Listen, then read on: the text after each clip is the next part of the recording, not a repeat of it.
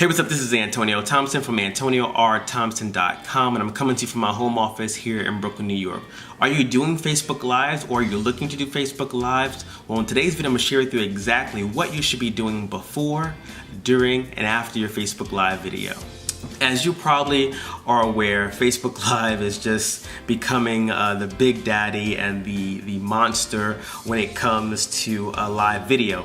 And live video is so important now because, you know, Facebook is giving so much engagement, so much prominence to live video. And so if you're not doing Facebook Lives, I definitely encourage you to start doing Facebook Lives. If you don't know how to get started with Facebook Lives, I'll actually leave a comment below with a link to a blog post I did a few months ago that talks about how to get started with Facebook Live. But this particular video is going to share with you, what you should be doing before, during, and after your Facebook Lives to actually maximize results, right? You want to use your Facebook Lives if you're in business to raise awareness, to get engagement, to generate leads for your business. At the end of the day, generate sales, right? And so here are the list of things you definitely want to make sure you do before you start going live. And it's actually just a checklist to help you, when you go start doing your Facebook Lives.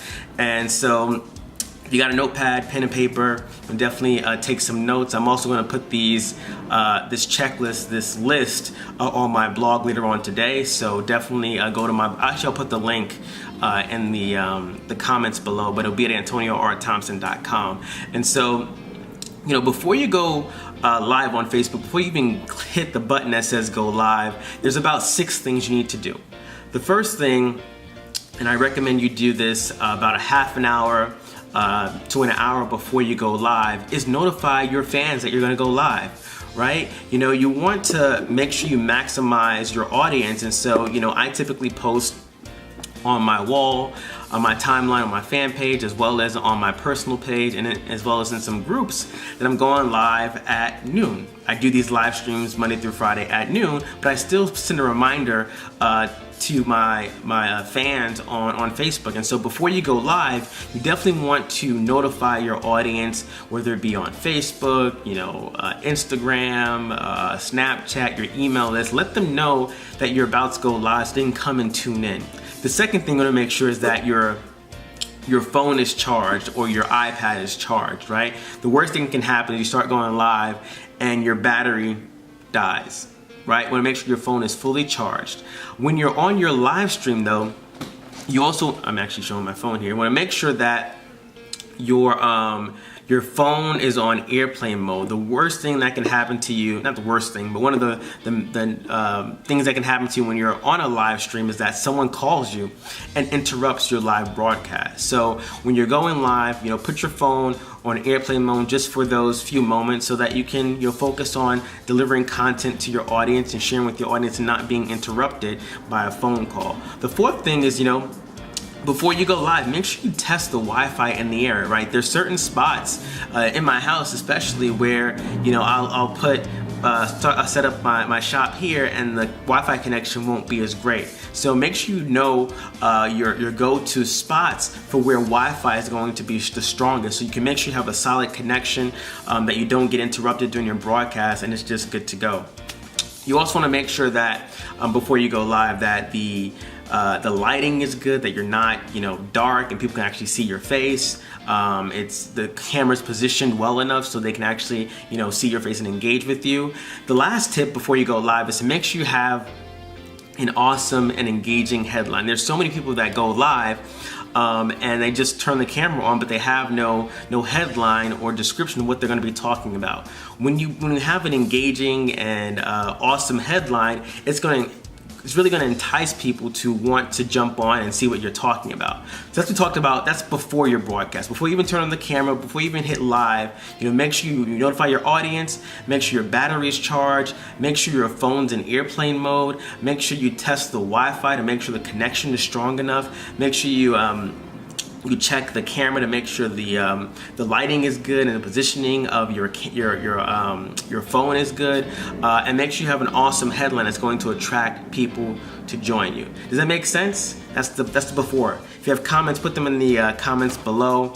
Let me know where you're watching from. Now, during your broadcast, now, I probably didn't do it this morning. I didn't introduce myself, but during the broadcast, you actually want to introduce yourself. Hey, my name is Antonio. I didn't introduce myself this morning, but that's what I would do. You want to introduce yourself, establish your credibility. So, who you are, where you're from, just some quick, bio about you. Hey, my name is Antonio Thompson. I'm from Brooklyn, New York. I help entrepreneurs build their business online using social media, whatever it is. Then you want to state the headline that you actually put in the status update, right? What's the headline? Why should someone watch your video, right? When you do that in the beginning, the people that watch the recording are going to decide whether or not they want to stay on. I've seen, and I've done this before, where I'll start my live stream and just start by, saying hello, welcoming people on. But then I realized through some training that it's better to actually, state your name, where you're from, and your headline, so that people who are watching the recording will actually stick around and watch the whole thing. So make sure you, in the beginning of your live stream, actually state your headline and why someone should actually tune in. Tell viewers, what's in it for them. Why should they stick around? Why should they continue to watch your live stream? What are they going to get out of it? Once you've done that, then you can say, if you're watching the recording, definitely skip to 2 minutes in, because I'm going to take some time here to actually introduce and welcome some people that hop on the live stream. So this is where you interact with your viewers and you welcome them, right? You say, hey, glad to see you hopping on, welcome to the live stream. Awesome, glad to have you on, right? You welcome people for a few moments, not too long, maybe like 30 seconds or a minute or so. And then you dive into the content.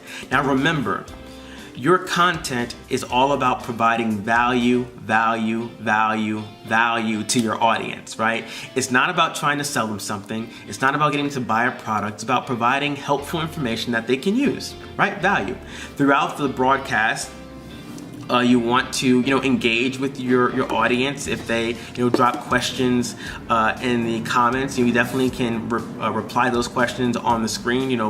Make sure you restate the question and then answer the question on the live stream. So if you do have questions, put them in the comment box below, and I'll definitely reply to them online.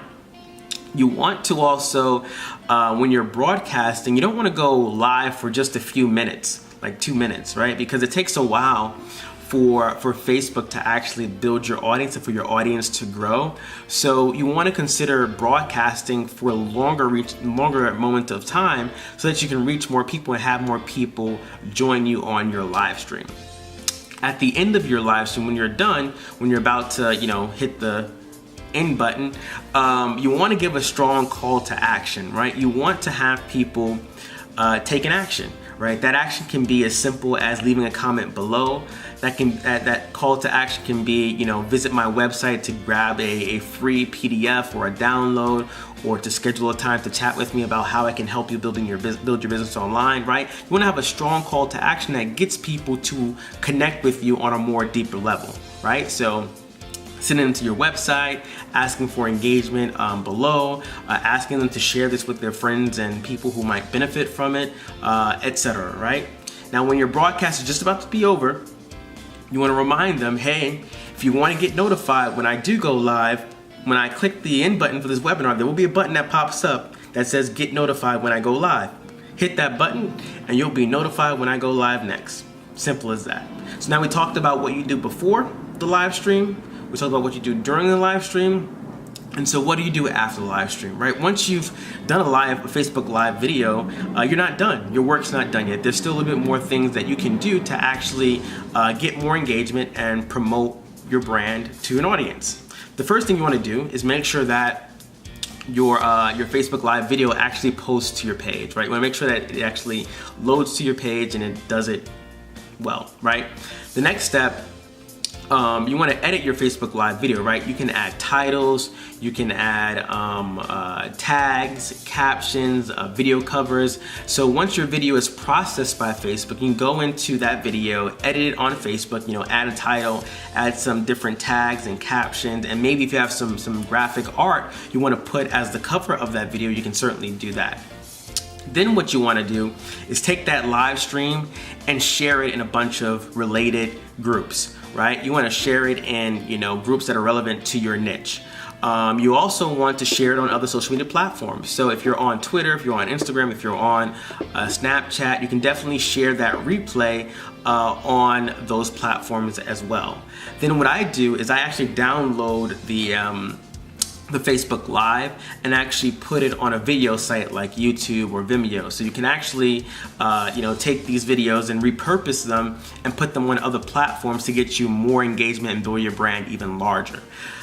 Lastly, what I'll do is I'll take a few moments and respond to comments on the live stream. So if folks have, you know, liked it, if they've had comments throughout the broadcast, I'll sit there and reply to their comments, right? And you know, once that's done, that's it. Then I'll rinse and repeat and do it again for the next live stream. So hope you got value out of this video. You know, definitely click the link at the end of this video. It may be on the screen or in the description box below, but grab the Facebook cheat sheet that's going to Facebook Live tutorial and cheat sheet and guide. It's going to help you and show you how to get more leads, more fans and engagement on your Facebook fan page. So have a great day and I'll see you in the next live stream. Peace.